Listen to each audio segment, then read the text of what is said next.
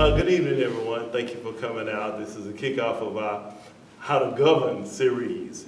As my good friend and Mayor Steve Mason, Mayor Cedar Hill knows, when you run and you win, nobody teaches you how to govern.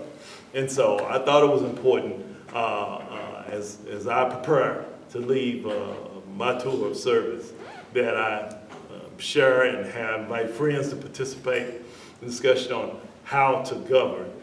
This is the first of a series of 4. They're going to be every third Wednesday at 6 o'clock. We have February, March, April, and May. May will be the last one, and that one is entitled Who's Got Next? We're going to talk about how to groom your successor. I'm going to have some of my young appointees to boards and commissions who are going to be on the panel. We're going to have a great discussion. But tonight, we want to discuss how important it is to work as elected officials, local elected officials across different cities. Cedar Hill borders Dallas, and I'm the council member that borders Cedar Hill the most. And so I'm glad that former council member and now Mayor Steve Mason is here, and we have a special mutual friend, Dr. Lavetta Levels. And so, Dr. Levels, I want you to just come up for a minute. Okay. How y'all doing? My friends. Thank you.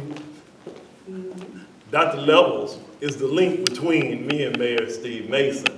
When I first got elected, she reached out to me and said, I got a friend I want you to meet. And so we all went to breakfast, Original House of Pancakes. That was the first time I had been there. Oh, okay. Yeah. So we went there and she said, this is Councilmember Casey Thomas in Dallas, this is Councilmember Steve Mason, and we both got a chance to get to know each other. We become very good friends, and so I just wanted to. That was 8 years ago? 8 years ago.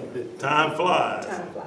And I just wanted to take this opportunity to say thank you. Absolutely. Thank you for seeing the importance of bringing me and Mayor Mason together, and we've done trips together. We've done, workshops. And we're gonna talk about, I work on his team. And we'll talk about that in just a minute, but I want you to come up and I want to just give a minute and say thank you. Thank you. My pleasure. It's my honor. I've had the. I can get one too. Yes, you can. I've met Mayor Mason through Leadership Southwest how many years ago? That was 2008 or 9. So legislative session, so probably 2009. So what's the math? Oh, come on, 14 That long years. ago, 15 years ago. And so when we met, we became very close through the years. And he decided to run for council, and I supported him then, continue to support him now as mayor ever since. And so when you ran, I'm like, y'all need to connect. Yeah. There was too many things in common, and definitely the support, because we know when we look at the southwest sector of Dallas County, you don't stand alone. Right. Oak Cliff is right there, but like you said, you have border cities that can support you, especially when it comes to police and fire. We know that we always respond, and the same thing for Cedar Hill. Cedar Hill can't stand alone. Oak Cliff, DeSoto, and I love the way the mayors work together. So I'm excited, thrilled, glad it worked, and this is your show. Absolutely. Thank you so much. So let's give her a round of applause. Thank you so much for that. And so, as I said, I'm on Mayor Mason's team. He is the president of the Texas Association of Black City Council Members, and I was elected. Regional director is an elected position, isn't it? Well, I guess. Yeah. Originally get appointed, then yes, you do get elected. That's correct. And so I serve as the regional director for our region for the Texas Association of Black City Council Members. And so, like I said, I'm on his team. And when he became president, I said, hey, how can I be supportive? And there was a vacancy, and my name was submitted, and I've been able to successfully serve in that capacity. And so what I want to do tonight is kind of have this conversation And if anyone has any questions, we'll take questions. But how important in your experience is it to work with locally elected officials in some of the neighboring cities? Well, first, allow me to be able to, pay honor to you and tell you thank you. Thank you for your friendship. Thank you for your guidance, your brotherhood, fellowship. And let me clear up a few things. Earlier, you said we took trips together. Just to clarify, those are conferences together. So, we didn't go to no Bahamas or something like that. But it was always business. But a lot of times, I have a mayor team council, and I share this with them. But a lot of times, when we in the classroom or when we in the office, we're working. But the best team building is when we get out of the office in order to do business and to be able to kind of conduct business outside of your everyday environment. So that's the experience that we have. If you don't mind, Councilman, I'd like to kind of, in case nobody don't know who I am, Absolutely. kind of just introduce myself. You kind of Come on, touched on Jay-Z. it. My name's Steve Bass, and I have the privilege to be able to serve as the mayor for the city of Cedar Hill. That is a community where I grew up at. As a matter of fact, my roots is actually from Oak Cliff, actually in your district. I grew up in Keys Park. I came to, it wasn't called Thurgood Marshall back in my day. Yeah, I believe it was Redbird. As a matter of fact, I think this was the first time I played organized basketball was actually in this gym. Wow. And ever. And I was a little bit of an athlete growing up. But I guess my point is I grew up here in Oak Cliff, but I graduated in Cedar Hill High School, came back towards my community. And to fast forward, I did a Leadership Southwest class graduated in 2007. And I think I got on the board around 2008, and that's how I met Dr. Levels. That's how long I've known her now. Her title has changed. She's now a doctor, and I'm proud of her accomplishment. And me seeing her aspire to do more, even after we became friends, challenged me. So since then, I got an MBA. I don't know if I have interest to get my doctorate, but seeing how she's always challenging herself, I've done so as well. But to go back, I'm getting to a point. Whenever we went down to Austin, I had never been to the Capitol before. At this point, I'm not a council member. I have a little bit of an aspiration, but I never ever said I wanted to be a mayor. I never wanted to be an elected official. But when I went on that trip down to Austin, and I saw the style that we did it through Leadership Southwest.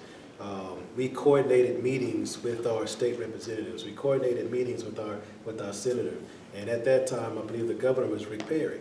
And we made attempts to try to meet with the governor. I believe one of the trips that we took, we actually did meet with Governor Rick Perry. So here I am, mid-20s, I'm going down to the Capitol, and I'm meeting the governor. I'm taking pictures with the governor.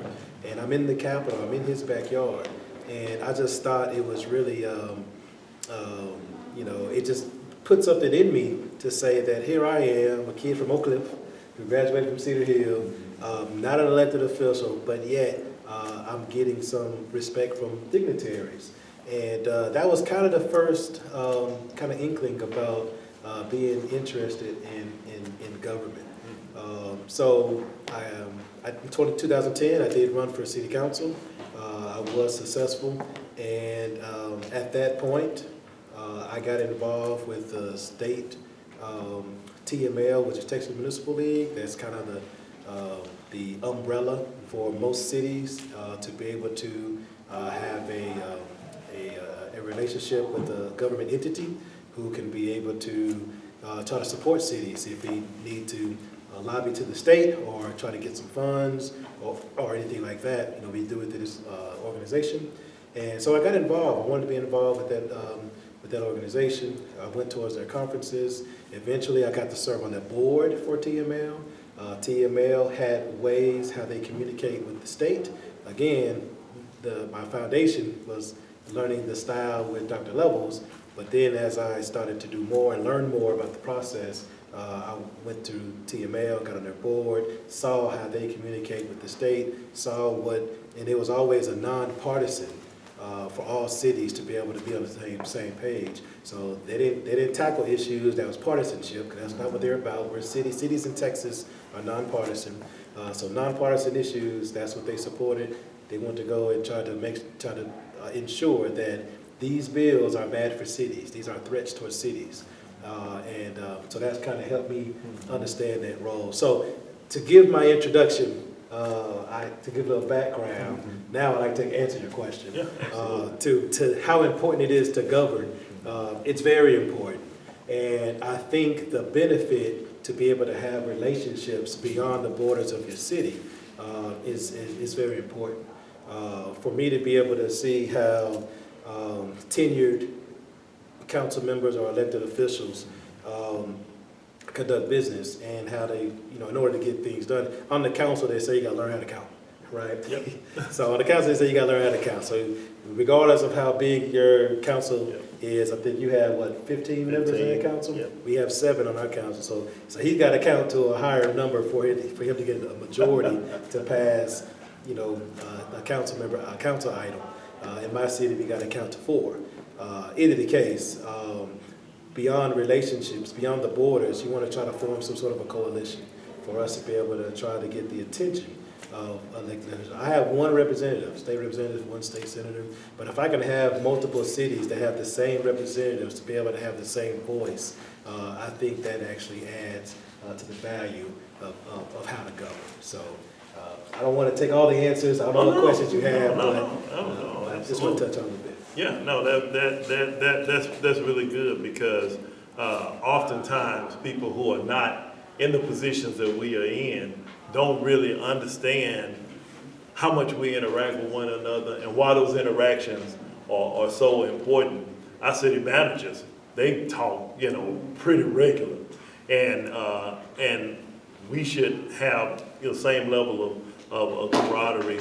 Talk a little bit about TAB, CCM, and how that plays a role in communicating with council members, mayors in other cities. Yeah, it actually, to be selfish, it helped me grow my personal development. Going through that process again, I'm just, a member.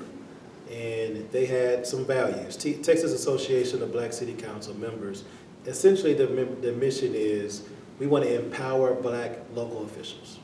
That's essentially what their mission is. And through that process, we want to empower them so they can be able to take their talents and give back into their community. And so when I learned of this organization, as a matter of fact, a councilwoman at a Duncanville told me about it, Dorothy Gordon, and I would have never known anything about it. And she said, you should get involved. This is my first year on council. And so I went to a meeting, and a council member out of Fort Worth says, hey, I would love for you to be the future generation of leading this organization. And I'm really passionate about it. I now serve as president. I think I'm in my 2nd or 3rd year of doing so. And so we're going to have a quarterly meeting coming up, and our speaker is going to be from the Texas Legislative Black Caucus. They got this year is their 50th anniversary, and they would love for TABCCM to be a part of it. So we want to empower our local officials, but we also want to connect with the state, right? They have their own same missions, for the Black community. And also what the organization does, TABCCM, we raise money for scholarships. We gross over $100,000 in scholarships. We're giving away $50,000 in scholarship to young minorities to be able to go, and they don't have to be in political science. They can go in the field of engineering, go into the field of doctors. We have had students to apply for our scholarship, and they actually attended Morehouse, Baylor, UNT, Prairie View. So, I'm just very, very proud of some of the success that we have done since I've been on there. And lastly, we want to be a resource. We want to be a resource for any, Black council member, mayor who has a question. build a relationship with them. We have grown our membership over the last years. And whatever questions that they have, they know that if we don't have the answers, we have consultants or other resources in order for you to be able to get your answers. So that's what Texas Association of Black City Councils mean. And we are actually into our 35th year. Wow. Excellent, excellent.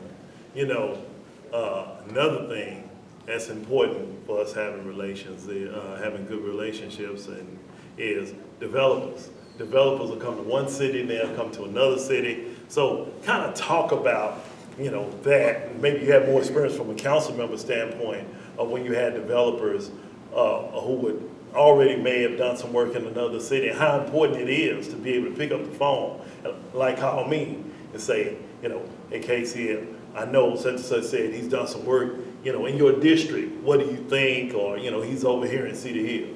Talk a little bit about that. You know, we have, I'm trying to think of a real example. I got a good one, and I can't remember the guy's name, but I know you know his name. The guy who's developing Reimagine Redbird. Yeah. Peter. Yeah. Yeah. I don't know if I told you this, but You did. oops, exclusive. Right. But I bumped into Peter, and Peter mentioned that he had, you know, interest to learn a little bit more about Cedar Hill. So I asked Peter, you know, allow me to give him a tour. Yeah. So he's a developer. I'm not trying to recruit him Right. to Cedar Hill, but you know, just to your point, the fact that we collaborated and we just beyond borders, I connected with Peter in your district off of Camp Wisdom, and we did a tour of Cedar Hill, and I just wanted to just drive him around, and he was really interested about kind of how diverse our city is, and to answer your question, the benefit of the success for your project benefits Cedar Hill. Absolutely.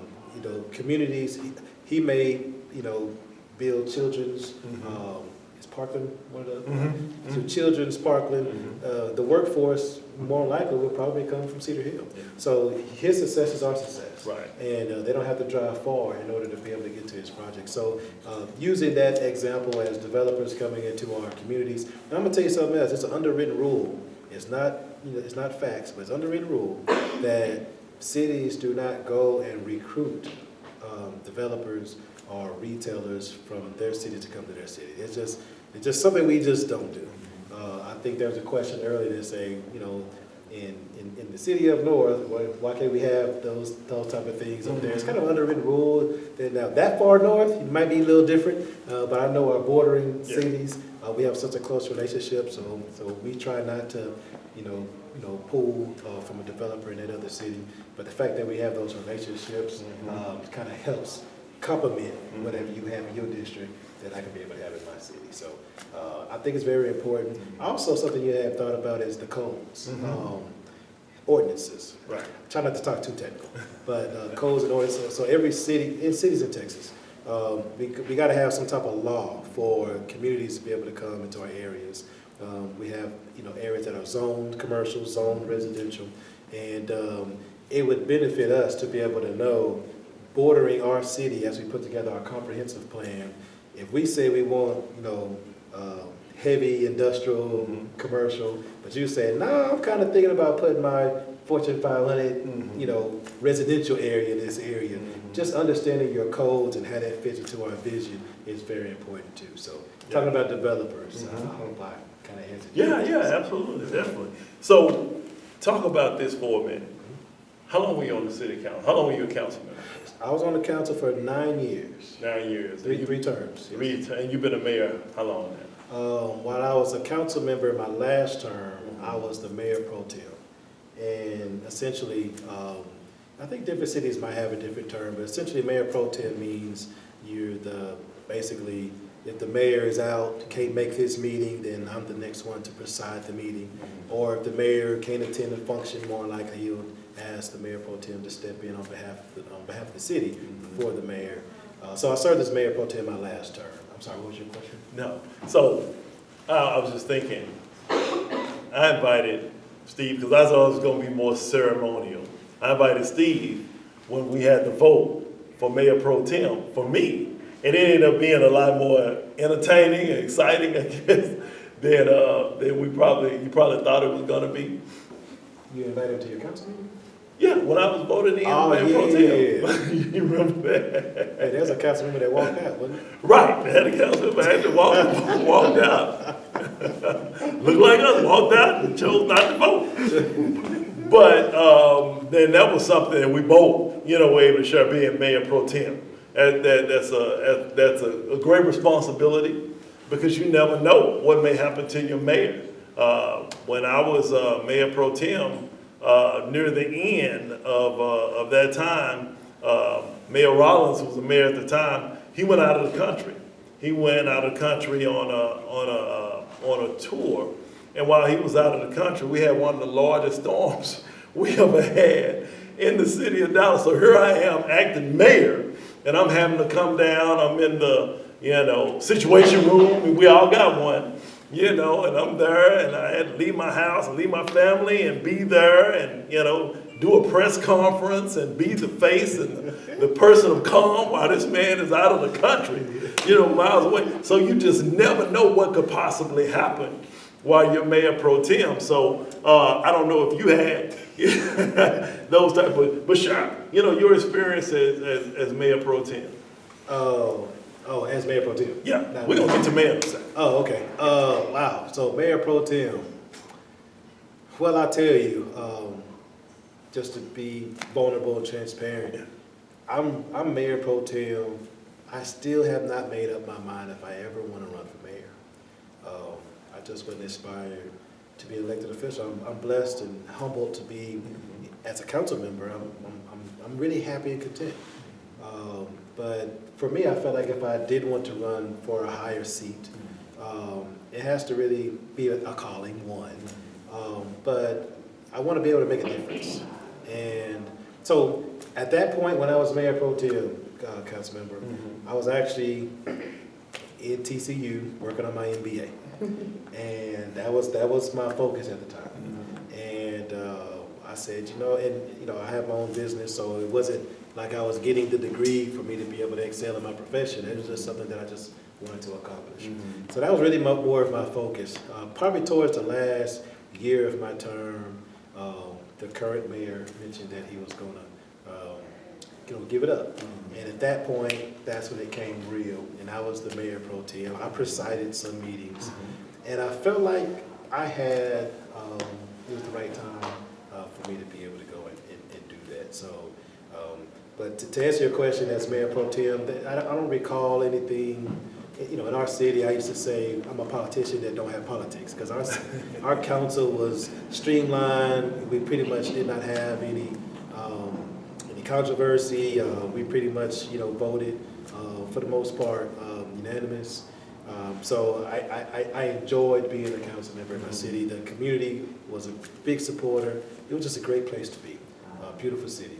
So I don't recall anything, but I do recall presiding in some meetings. I enjoyed getting together with staff, getting prepared for the meetings, and things like that. So it was light. It was light. And again, I make it sound easy. It's a lot that goes on behind the scenes as a council member. But as a Mayor Pro Tem, it's a lot that goes on at that time. But I just try to prepare myself for every meeting that came up. That's good. And in my city, really the only person who's really getting all the phone calls and all the community is the mayor. So at this point, I wasn't really getting my coattail tugged on as much. So. And that's a perfect segue. Yes, sir. So talk about your transition from being a council member to being the mayor of Cedar. Well, I'll say this before I answer your question, because we're here to talk about how to govern. Right. And I think it's a benefit to any individual for you to kind of have that training ground of serving as a council member first and then serving as mayor. I think just jumping in, cold feet into mayor without having any type of experience, without knowing the culture of your staff, without knowing,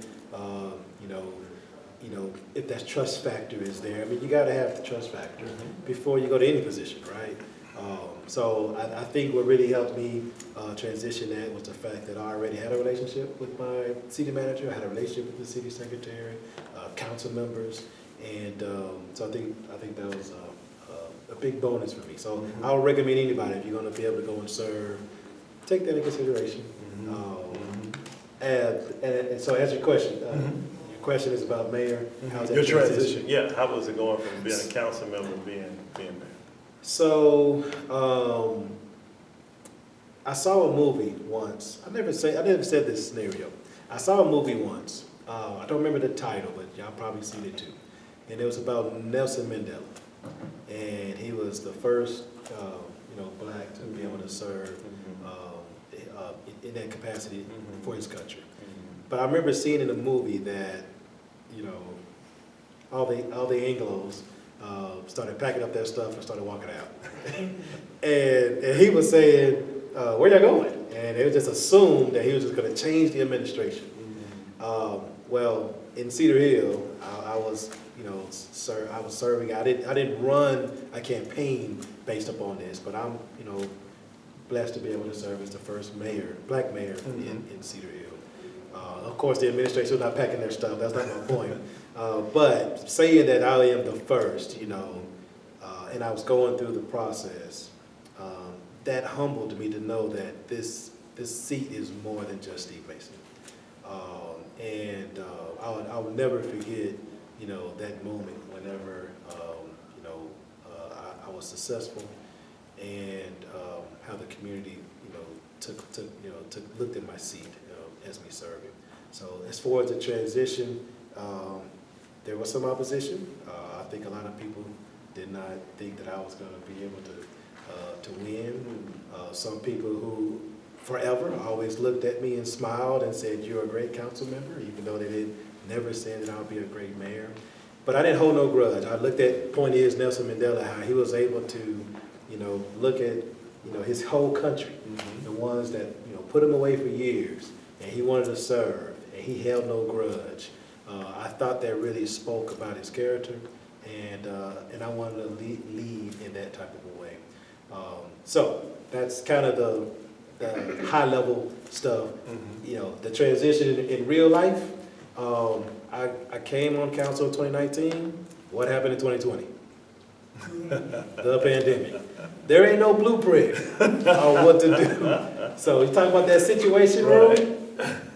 But to go back what I said earlier, the fact that I had relationships beyond the borders. I remember there was a phone call between school superintendents, mayors. Were you on that call? Okay, so school superintendents, mayors, and others, and everybody was acting like they didn't know what to do.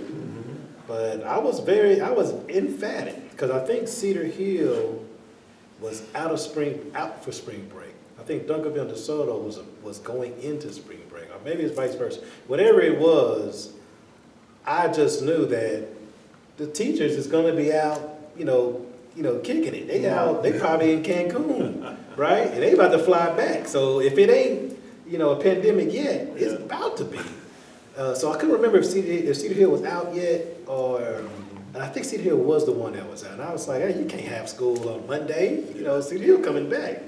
I got kids in the school district. Either case it goes, I'm the one that actually said, no, we're going to be out another week or two. And then I got with the county judge, and when he took charge, he was already saying, yes, this is real. I got the information from the president, and yes, we're going to actually just go to lockdown.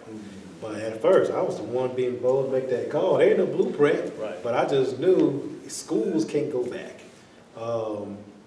Not saying I was the only one that made that call, but I mean, it was a consensus. Right after that, I saw emails going out and things like that. So there's no blueprint for the pandemic. I was involved with the pandemic, but the part about relationships, I remember I made a phone call to several groups in our community, the first being the faith-based community.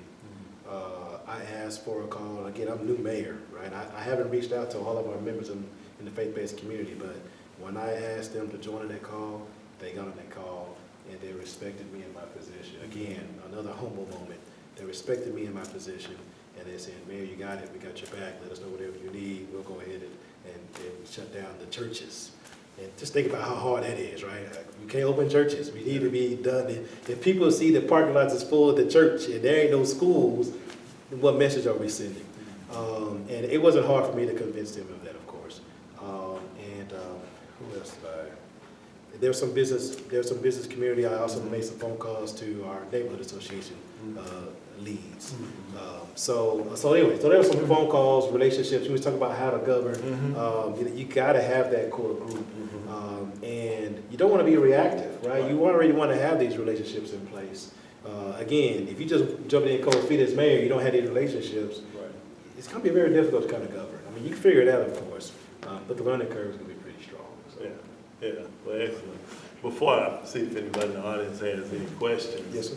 You had a State of the City prime time, right? Okay. And I was headed there, and battery in my car went out, and I text you, said, man, I ain't gonna be able to make it. Yes, sir. But talk about that, but the importance of being able to give confidence to your business leaders, your faith-based leaders with that State of the City address.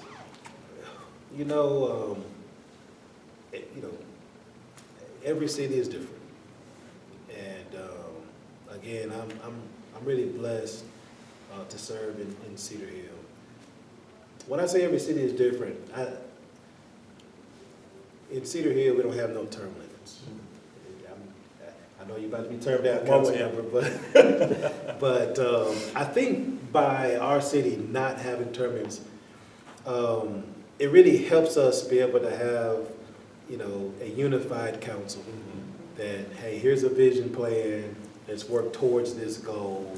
And, if you have a new council member, you have 3 new council members that come every cycle, that vision is going to be taken down, revised, and you kind of just going to be having this little cycle, right? But for the most part, we had a pretty stable council for about, 10 plus years. And so now that I'm mayor, and I've been on there for 9 years, and there's some things in place prior to me getting on, and we kind of refined some things, but it didn't really derail the plan.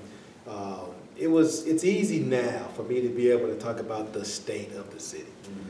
Because a lot of the things that we had in our 2008 comprehensive plan, was actually in fruition in 2022, 2023. So when I'm talking about, here are some new things that are coming up in our community, it was really easy for us to, for me to be able to put it as part of my state and city address, because I worked on these things, stayed on track, we executed it, and now we're about to deliver on most of these projects and most of the economic development opportunities and things like that. So, and lastly, traditionally, we used to have our State of the City address during lunchtime. I wanted to do something different. I wanted to have it in the evening because I didn't want to just focus on the business community. I wanted to connect with our constituents. And a lot of times our constituents, they go off to work, they can't come all the way back during lunch. So I wanted to try to connect with at least one brand new resident. All I want to do is just touch one. And it was a full house, it was sold out. I heard. Council member, thanks for your RSVP. Yeah, I didn't get your message, so I was sad doing my State of the City because I didn't see you as an audience. I'm teasing. But I didn't have I lost my iWatch, so you text me, I'm not getting it until the end of the State of the City. I looked at my phone. I appreciate your support. Absolutely. And I'm just humbled. Someone wants to come and see me. It's a sold out crowd. It was sold out for weeks. But it's easy to be able to talk about something, especially whenever you engaged into your community, and you have fun, great things to talk about. So, yes, sir. Well, I'm gonna give you a chance to brag. Is that a library you've been bragging to me about? Yeah. So in 2017, we passed a bond, and the highlight of the bond is our state-of-the-art library. And that library is going to be about 45,000 square feet. Wow. It's going to have a rooftop deck. It's going to be overlooking your skyline in Dallas. And it's going to kind of have 2 different rooftop decks. and it's gonna have a studio. I have a mayor team council, we got public engagement that was going on, and these are some of the things that the community said they wanted. So the studio is key because, I know when I was younger, I used to write down lyrics, listen to the radio, try to record, and well, now we're gonna have a studio, so you can record music, you could do a podcast, we could create entrepreneurship for adults and young professionals and the youth. So I'm really looking forward to that, but you're gonna create memories there. You're gonna have a youth section for the library, you're gonna have adult section, we're gonna have meeting rooms, we're gonna have conference rooms. But that rooftop deck that I'm talking about, maybe we can have parties, maybe we can have, well, I don't know, maybe weddings. So it's gonna be a place that we're gonna be able to create memories. Right now, we're calling it a library, but we're gonna look at some branding names, and maybe it might end up being a library. I don't wanna just call it a community center, right? I mean, it's more than that. But it's gonna be a special place. And for me, I'm like, hey, let's say I wanna get married, right? And I wanna go, get married. Am I gonna put an invitation? I'm gonna get married at the new library, right? I mean, I don't know how that's gonna look on the invitation, but this could be the new trend of what our future library may look like. So we actually could be, setting the stage for what's premier. So yes, sir, it's gonna be a beautiful facility. It's gonna be a library in the park, so we're also building a park alongside of it. And the park's gonna also be a place where we can have trails and for playgrounds and open space for the community to also enjoy as well. So thanks for asking. Oh, yeah. Give you a chance to brag on what's going on in City Hill. So if anybody has any questions for Mayor Mason, I definitely want to thank you for being here. We wouldn't be able to do this if it wasn't for you. I don't get caught up in numbers. That's why we're recording this, because this is long overdue. And so I'm glad that my good friend is willing to kick this off with us. So anyone have any questions for Mayor Mason? Hey, Dr. Levels have a question. Okay, go for it. I will ask a question. What advice would you give prospective elected officials, someone that's watching now and they are wanting to run for an office, be it council, be it a judge, be it a mayor? What advice would you tell them? The election is 2024, May 24th is my target date. What advice would you give them? So if you're listening and you couldn't hear the question essentially was, for someone who's aspired to be an elected official in whatever capacity, what advice would I give them? My first advice would be, where is your heart? Do you have the heart to serve? You gotta wanna be in it, all in, both feet, without no hesitancy. Because it could be some tough times, some tough decisions you're gonna have to make, but you gotta be all in, and the community is gonna expect that from you. So that'd be my first advice. Lastly, secondly, just try to get to know your community. Whatever capacity you want to be able to serve, just try to get to know your community, and see what their needs are. See if there's something that you can actually bring a positive impact towards your constituents. So that'd be my two advice. Very good. Anyone else have a question for Mayor Mason? Yes. I understand about and you're kind of around the age of my son. How do you get the younger people involved in thinking about that process? Because it does seem that I'm 68, and when I came along, there was a push that we could vote, we could get involved, we could do anything. But it seems like the younger people are falling away. So how do you get them interested early to start thinking about those processes of governing and being interested in doing that, so that they don't, you're not stuck with people? And I don't mean, I know you said Cedar Hill doesn't have term limits, but we're not stuck like Washington with people who've been there 50, 60, 70 years, and they have no idea who their constituents are, because they haven't been there in all the time. So how do we get the young people engaged from high school going forward? Sure. Deborah, right? Barbara. Barbara. Yeah, so the question is, how do we try to get, the youth or the young professionals involved early?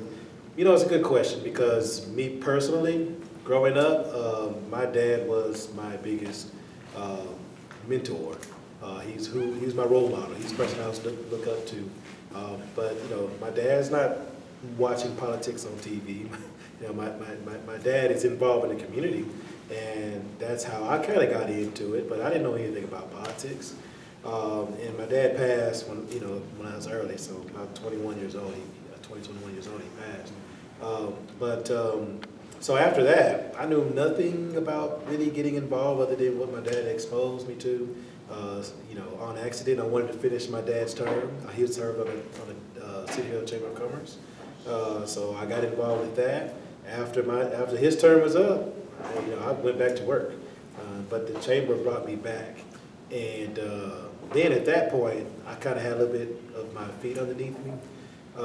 So to answer your question, somehow we got to be able to try to get, the youth engaged or interested into, some type of community organizations. They got to be sometimes got to be civic involvement of some sort.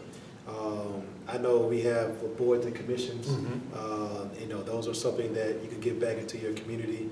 Whenever you serve in your community, you kind of care more, right? You kind of make the decisions for council. But a lot of times you serve on a boards and commission, you might serve on a parks board, for example, and if it gets recommended for a council, 95% of the time, council's going to support it.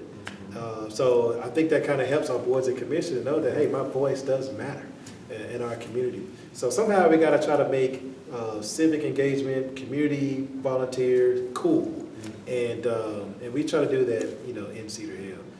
But we got to try to, make it cool across our borders. And I think that is one example or one recommendation I would choose. I'm sure there's probably a lot of other things, but we got to try to make it cool. Great question. Very good, very good. Anyone else have a question?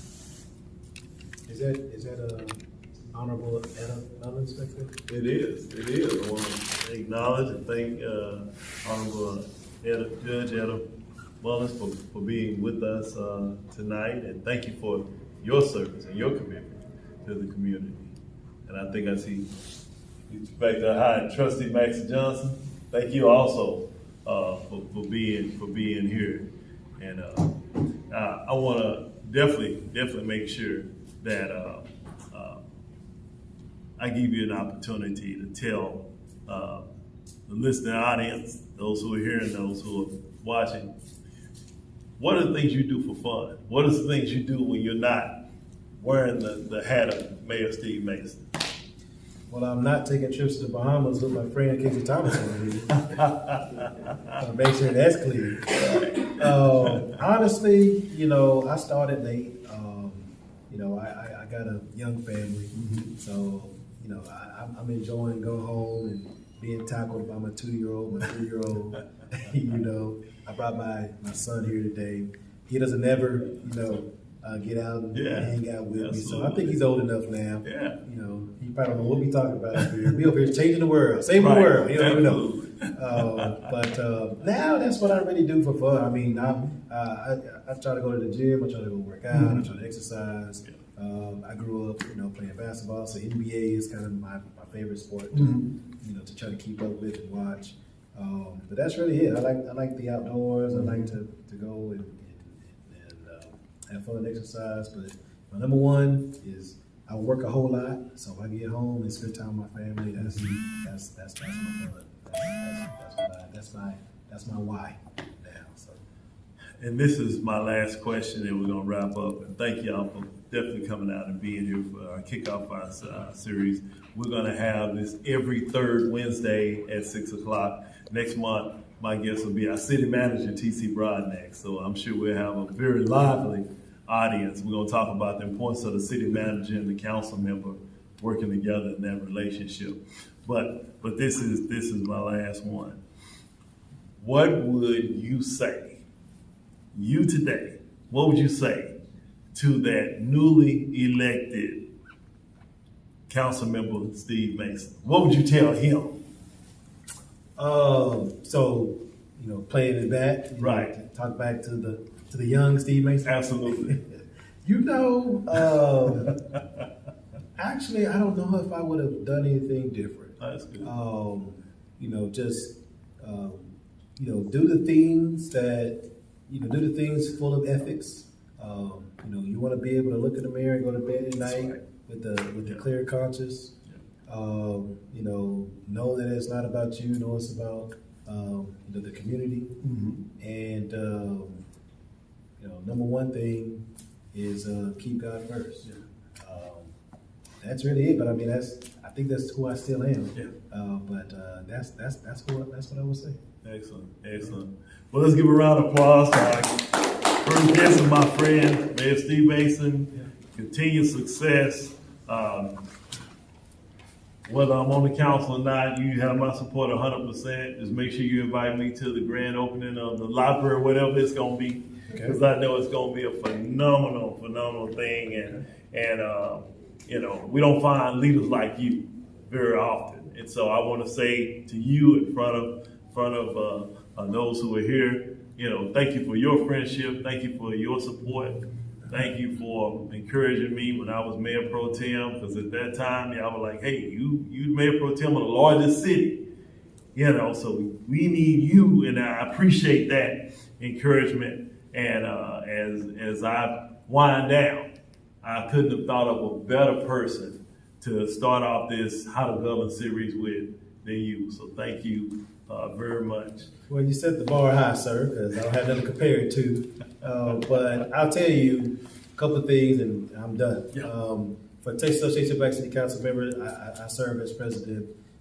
It's a two-in affiliate, and there's you know how many cities is in Texas. So there's over 400 cities that are members to TML, and we have actually got a lot of money in the bank because of the scholarship that we have. So we are the number one strongest affiliation for TML. It's a big deal, but it really means a lot to know that I have the support of Dallas, have the support of San Antonio, Fort Worth, in our organization. We could be a bunch of little cities, and we can have an affiliate, but to know that we have your voice. And Councilmember Thomas, you have always had our back. So I appreciate that. I just want to tip my hat off to you, sir. We met 8 years ago. You've been very passionate about your city, your constituent. You made some big decisions. One, having a district office. I mean, the city has never had that. I mean, there's a district office here in your community, and not every council member have a district office. And you have one here. So our community, your community, have access to downtown without going downtown. Decisions like that, for example, is what you have done. I could talk about many others, but I want to tip my hat up to you. You made a lot of changes. Bahama Beach, that's yours, right? Yeah, that was here before you was council member, right? It wasn't the city. The city had just purchased it. Yeah, the city had just purchased. But I'm saying you helped design yeah. in that process. Yeah. So a lot of that, it may not be your vision, but you executed the plan and you brought it through. So there's a lot of things that you should be proud of that had your footprint on it. If you was to walk by it right now, he'll have your name, on the plaque there. So you should be proud of the success you have done. And if I know you like I think I know you, you're not done. You may be termed out, but you're not done. So we look forward to who you're going to be in your next capacity. I sure appreciate it. Yes, sir. Thank you. And thank y'all for coming out, and I appreciate it. And everyone, have a good night and be safe.